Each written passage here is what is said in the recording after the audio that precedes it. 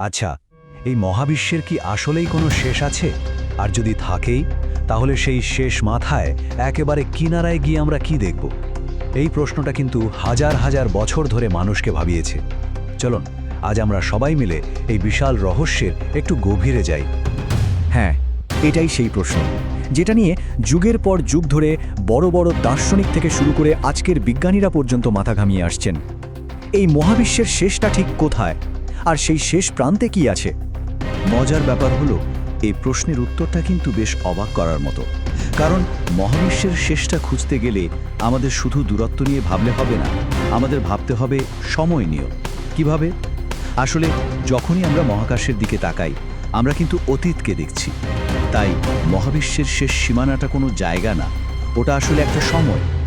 আর এই সময় যাত্রার মূল রহস্যটা লুকিয়ে আছে আলোর গতির মধ্যে। আমরা প্রায়ই আলোকবর্ষ বা লাইট ইয়ার শব্দটা শুনি, তাই না? এটা শুনলে মনে হতে পারে এটা বুঝি সময়ের হিসাব, কিন্তু না, এটা আসলে দূরত্বের একক। মানে আলো এক বছরে ঠিক যতটা পথ যেতে পারে, সেই বিশাল দূরত্বটাই হলো এক আলোকবর্ষ। তো এই যে মহাজাগতিক সময়ে যাত্রা, এর জন্য তো একটা বিশেষ যন্ত্র লাগবে, আর সেই যন্ত্রটা হলো হাবল স্পেস টেলিস্কোপ। কিন্তু দাঁড়ান, এটাকে শুধু একটা সাধারণ টেলিস্কোপ ভাবলে কিন্তু মস্ত বড় ভুল হবে। হাবল আসলে একটা টাইম মেশিন। ব্যাপারটা কিভাবে কাজ করে তাই তো খুব সহজ।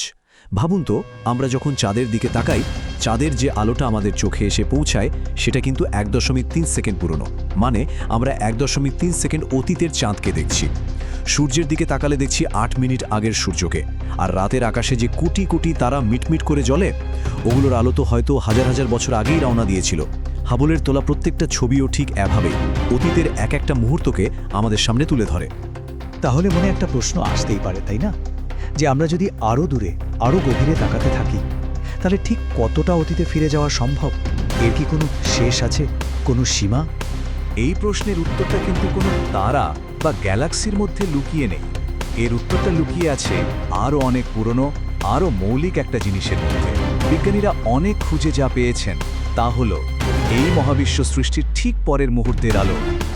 ব্যাপারটা হলো, বিজ্ঞানীরা টেলিস্কোপ যেদিকেই তাক করেন না কেন, মহাকাশের সব দিক থেকে, প্রত্যেকটা কোণ থেকে একটা অদ্ভুত হালকা সমান আভা দেখতে পান। এটারই নাম দেওয়া হয়েছে কসমিক মাইক্রোওয়েভ ব্যাকগ্রাউন্ড, বা সংক্ষেপে সিএমবি। এখন প্রশ্ন হলো, এই সিএমবি জিনিসটা আসলে কি?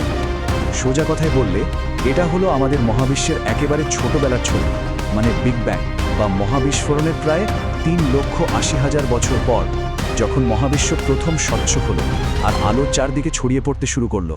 এটা হলো সেই প্রথম আলোরই একটা প্রতিধ্বনি, যা আজও সারা মহাবিশ্বে ভেসে বেড়াচ্ছে। আর এখানেই আসল ব্যাপারটা লুকিয়ে আছে।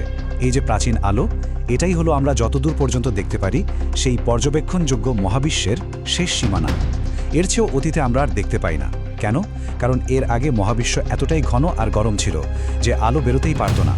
সবকিছু একটা অস্বচ্ছ কুয়াশার মতো ছিল। কিন্তু গল্পটা এখানেই শেষ নয়। বিজ্ঞানীরা যখন এই শেষ সীমানার দিকে এগোচ্ছিলেন, তখন মাঝপথে থাকা দূরবর্তী গ্যালাক্সিগুলো দেখতে গিয়ে এমন একটা জিনিস আবিষ্কার করলেন যা সবাইকে চমকে দিল। মহাবিশ্ব যেন আমাদের জন্য একটা বিরাট বিস্ময় লুকিয়ে রেখেছিল। দেখুন, এতদিন পর্যন্ত বিজ্ঞানীদের ধারণাটা ছিল খুব সহজ আর যৌক্তিক। মহাকর্ষের টানে যেহেতু সব গ্যালাক্সি একে অপরকে টানছে, তাহলে মহাবিশ্বের যে ছড়িয়ে পড়ার গতি, সেটা তো ধীরে ধীরে কমার কথা, তাই না? কিন্তু হাবল টেলিস্কোপ যা দেখালো তা ছিল এক কথায় অবিশ্বাস্য। গতি কমা তো দূরের কথা, মহাবিশ্বের প্রসারণের গতি সময়ের সাথে সাথে আরও বাড়ছে। মানে সবকিছু আরও দ্রুত একে অপরের থেকে দূরে সরে যাচ্ছে। এই আবিষ্কারটা বিজ্ঞানীদের একেবারে হতবাক করে দিল। এটা তো মহাকর্ষের নিয়মের ঠিক উল্টো। তাহলে কোন সেই অদৃশ্য শক্তি যা মহাকর্ষের মতো একটা শক্তিশালী ফোর্সকে ছাপিয়ে গিয়ে পুরো মহাবিশ্বকে আরও দ্রুত ঠেলে দূরে সরিয়ে দিচ্ছে? সত্যি কথা বলতে, এই ত্বরণের পেছনের কারণটা কি তা আজও কেউ জানে না। এটা সম্পূর্ণই অজানা। আর যেহেতু আমরা এটাকে দেখতে পাই না বা কোনো যন্ত্র দিয়ে ধরতেও পারি না, তাই বিজ্ঞানীরা এই রহস্যময় অদৃশ্য শক্তির একটা নাম দিয়েছেন, ডার্ক এনার্জি। ডার্ক এনার্জির এই আবিষ্কারটা কিন্তু মহাবিশ্ব সম্পর্কে আমাদের সব ধারণাকে একেবারে উল্টোপালট করে দিয়েছে। এই আবিষ্কারের পর আমরা বুঝতে পারলাম যে আমাদের এই মহাবিশ্ব আসলে যা দিয়ে তৈরি তা আমরা কল্পনাও করতে পারিনি। এই চার্টটা দেখুন, এটা মাথা ঘুরিয়ে দেওয়ার মতো। আমরা যা কিছু দেখি মানে এই পৃথিবী, সূর্য, রাতের আকাশের সব তারা, সমস্ত গ্যালাক্সি, এই সব কিছু মিলিয়ে মহাবিশ্বের মাত্র 5%। ভাবা যায়? বাকি 95%ই হলো এমন জিনিস যা আমরা দেখতেই পাই না। এর মধ্যে প্রায় 70%ই হলো সেই ডার্ক এনার্জি, আর বাকি 25% হলো ডার্ক ম্যাটার নামে আরও এক রহস্যময় জিনিস। তাহলে মহাবিশ্বের শেষ সীমানার দিকে আমাদের এই যে যাত্রা, এখান থেকে আমরা কি জানলাম? প্রথমত, মহাবিশ্বের শেষ আসলে কোনো জায়গা নয়, ওটা হলো সময়ের শুরু, সেই প্রথম আলো। দ্বিতীয়ত, আমরা যত দূরে তাকাই তত অতীতে চলে যাই। আর সবচেয়ে বড় যে চমকটা পেলাম তা হলো মহাবিশ্বের প্রসারণের গতি কমছে না, বরং এক রহস্যময় ডার্ক এনার্জির কারণে আরও বাড়ছে। তার মানে মহাবিশ্বের শেষ সীমানা খুঁজতে গিয়ে আমরা কোনো দেয়ালের দেখা পেলাম না, বরং পেলাম আরও বড় কিছু প্রশ্নের মুখোমুখি হওয়ার সুযোগ। আমাদের বাস্তবতার আসল রূপটা কি তা নিয়ে এক বিশাল রহস্যের দরজা খুলে গেল। এই অসীম রহস্যের সমাধান কি কোনোদিন হবে? হয়তো হবে, হয়তো হবে না, কিন্তু এই প্রশ্নটাই হয়তো মানুষকে আগামী দিনে মহাকাশের আরও গভীরে তন্বেষণ করতে উৎসাহ দেবে।